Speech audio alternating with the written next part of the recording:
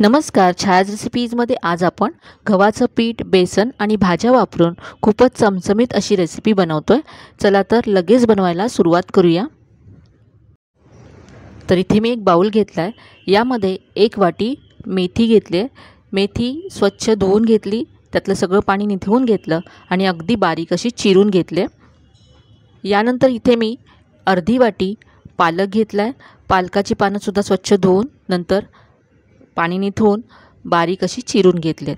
यानंतर अर्धी वाटी बारीक चिरलेली कोथिंबीर घेतले. आता यामध्ये अर्धी वाटी गव्हाचं पीठ घालायचं आहे. यानंतर अर्धी वाटी इथे मी ज्वारीचं पीठ घेतलं आहे. ज्वारीच्या पिठाऐवजी तुम्ही बाजरीचं पीठसुद्धा वापरू शकता.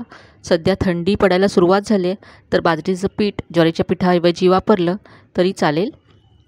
यानंतर यामध्ये पाव वाटी बेसन घालायचं आहे. इथे मी अर्धी वाटी गव्हाचं पीठ, अर्धी वाटी ज्वारीचं पीठ आणि पाव वाटी बेसन असं 1.25 कप पीठ वापरलं आहे. तुमच्याकडे जर ज्वारीचं पीठ नसेल तर तुम्ही इथे 1.25 कप गव्हाचं पीठ आणि अर्धी वाटी बेसन असं वापरलं तरी चालेल. इथे आपल्याला 1.25 वाटी पीठ हवं आहे. तुम्ही प्रमाण त्याचं कमी जास्त करू शकता. आता यामध्ये आपण पुढचं साहित्य घालूया. पाव चमचा यामध्ये मी गरम मसाला घालते. अर्धा चमचा धने जिरे पूड घालायची आहे. यानंतर इथे 1 चमचा सफेद तीळ घातलेत. आता यामध्ये अर्धा चमचा बडीशेप घालायची आहे. बडीशेप दाताखाली आल्यानंतर खूपच मस्त लागते. इथे अर्धा चमचा ओवा घातला. यानंतर इथे मी आलं आणि लसूण घेतलं आहे. दोन्ही मी किसून घेतलं आहे. तर 4 ते 5 पाकळ्या लसूण आणि अर्धा इंच आलं घेतलं. यानंतर अगदी बारीक चिरलेली हिरवी मिरची घेतली. तुम्ही आलं, लसूण आणि हिरवी मिरची या तिघांची एकत्र पेस्ट करून यामध्ये घातली तरी चालेल. यानंतर 1 चमचा लिंबाचा रस घालायचा आहे. इथे आता चवीप्रमाणे मीठ घालते.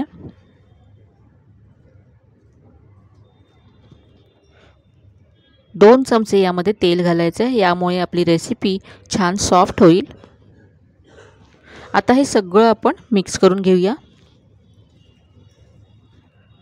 भाज्या यामध्ये आपण घातल्यात त्यामध्ये भरपूर प्रमाणामध्ये पाणी असतं, त्यामुळे आधी हे असं सगळं एकत्र करून घ्यायचं.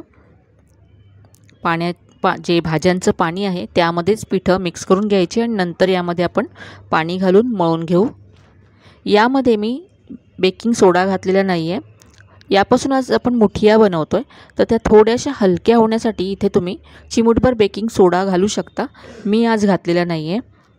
आता यामध्ये पाणी घालून हे मळून घ्यायचं आहे. खूपच कमी पाणी लागतं हे मळण्यासाठी, त्यामुळे पाणी एकत्र घालू नका.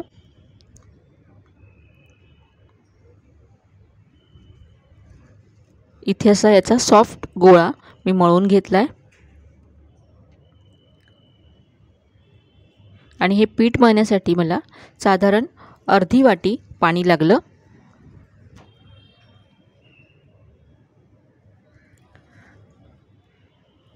तर सध्या मेथी, पालक भरपूर प्रमाणामध्ये मार्केटमध्ये यायला लागलं आहे, त्यामुळे ही रेसिपी नक्की करून पहा. अगदी पौष्टिक अशी रेसिपी आहे आणि तितकीच चमचमीतसुद्धा आहे. आता हे पीठ पहा मी असं मळून तयार करून घेतलं आहे.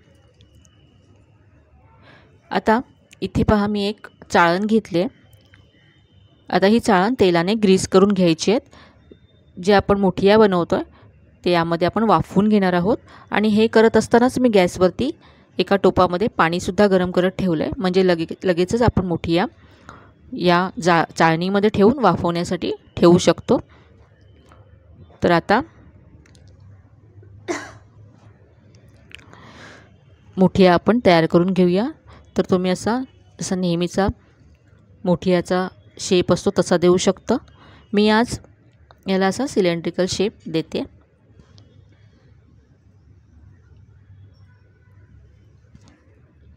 इथे पहा चाळणीमध्ये असं लावून घेऊया.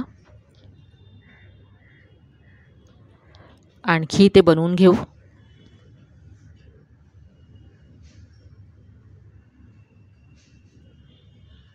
तर इथे पहा हे मुठिया मी तयार करून घेतल्यात. आता आपण हे वाफवण्यासाठी ठेवूया. तर हे पाणीसुद्धा गरम झालं आहे. यावरती ही चाळण ठेवायची आहे. स्टीमर असेल तर स्टीमरमध्ये सुद्धा तुम्ही हे वाफवू शकता. आता यावरती झाकण ठेवून हे 20 मिनटं आपल्याला मीडियम फ्लेमवरती वाफवून घ्यायचं आहे. तर इथे आता पहा 20 मिनटं झालेत. आपण 20 मिनटानंतर सुरी इन्सर्ट करून चेक करूया. आणि जर हे शिजलं नसेल तर आणखी 5 मिनटं शिजवून घेऊ. तर इथे पहा सुरीला थोडंसं पीठ लागलं आहे, म्हणून आपण आणखी हे 5 मिनटं झाकण ठेवून शिजवून घेऊया. तर इथे पहा आणखी 5 मिनटं झालेत. मुठिया छान असे शिजले आहेत. गॅस बंद करायचा आहे आणि हे थंड करून घ्यायचे आहेत. मुठिया इथे मी थंड करून घेतलेत. आता आपण हे कट करून घेऊया.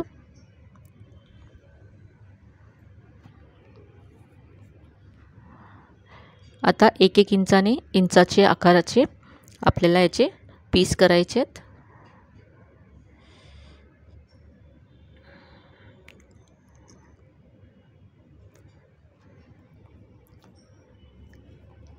असे आता मी सगळे कट करून घेते. इथे मुठिया असे कट केलेत. हे तुम्ही असेच टोमॅटो केचप बरोबर चटणी बरोबर सर्व करू शकता. आज आपण यांना खमंग अशी फोडणी देतोय. तर इथे मी एक कढई गरम करत ठेवली आहे. यामध्ये 1 चमचा तेल घातले. तेल गरम झाल्यानंतर अर्धा चमचा मोहरी घातली. मोहरी तडतडल्यानंतर अर्धा चमचा यामध्ये जिरं घालायचं आहे. यानंतर पाव चमचा हिंग घातलाय. थोडीशी कढीपत्त्याची पानं घातलीत.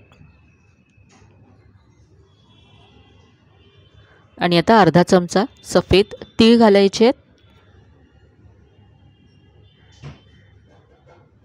लगेचच आपण जे मुठिया कट करून ठेवलेत ते घालूया. आता हे छान असं परतून घेऊ. फोडणीमुळे मुठिया खूपच मस्त अशा खमंग होतात.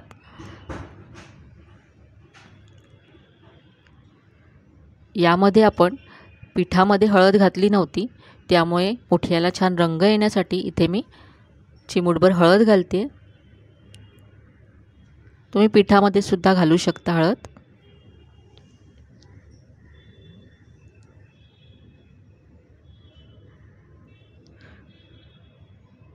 तर हे मस्त मी 2 मिनटं परतून घेतले.